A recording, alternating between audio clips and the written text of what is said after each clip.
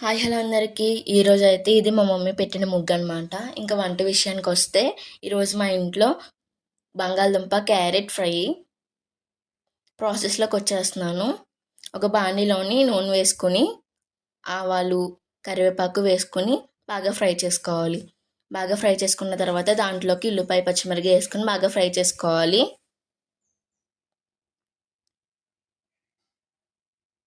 దాంట్లోకి ఒక స్పూన్ అల్లం వెల్లుల్లి పేస్ట్ వేసుకుని బాగా ఫ్రై చేసుకోవాలి. తర్వాత చిటికెడు పసుపు, రుచికి సరిపడా ఉప్పు వేసుకొని దాంట్లో క్యారెట్ ముక్కలు, బంగాళదుంప ముక్కలు వేసుకోవాలి.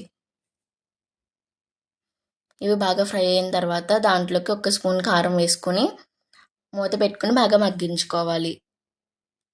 తర్వాత దాంట్లోకి ఒక స్పూన్ ధనియాల పొడి, కొత్తిమీర వేసుకుని బాగా కలుపుకుంటే మనకి కర్రీ అయితే రెడీ అయిపోతుంది. Bye bye.